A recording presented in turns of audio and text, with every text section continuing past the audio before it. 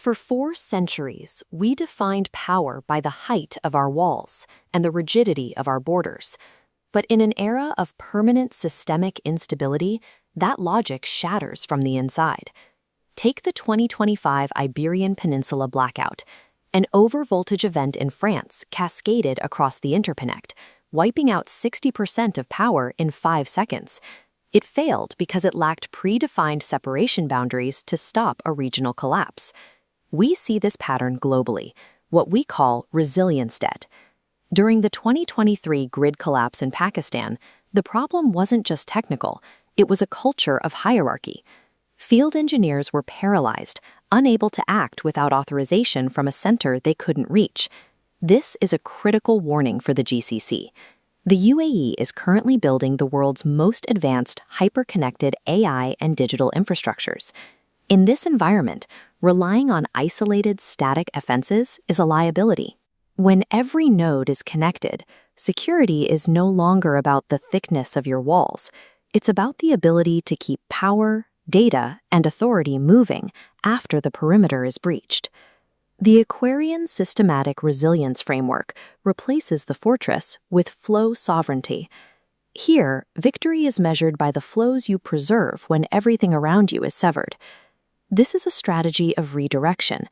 Instead of trying to absorb the full force of a disruption, a resilient system redirects it, deliberately sacrificing peripheral nodes to isolate and protect the core.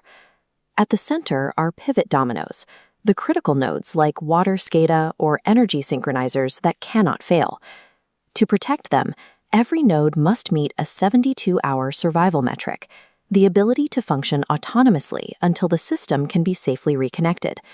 This creates a unique paradox. To make a nation indestructible, you have to pre-engineer exactly how it is allowed to fall apart. But infrastructure isn't the only bottleneck.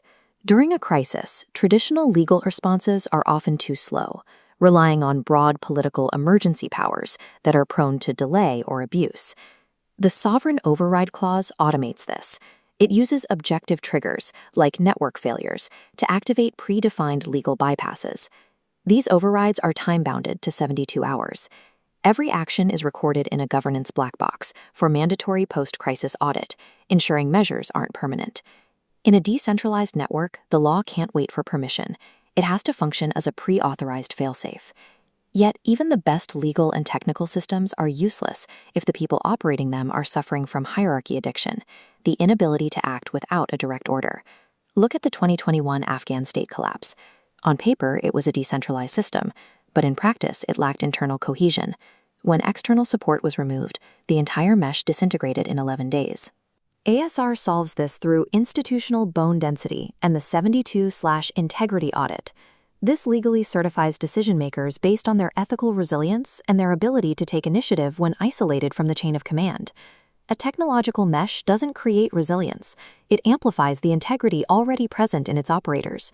If the nodes lack that strength, the mesh only accelerates the collapse. Looking toward 2050, we enter the era of sovereign by design. Here, AI manages the grid's graceful degradation, but it is constrained by architectural safeguards, like self-sovereign identity and human override pathways, to prevent the system from being subverted.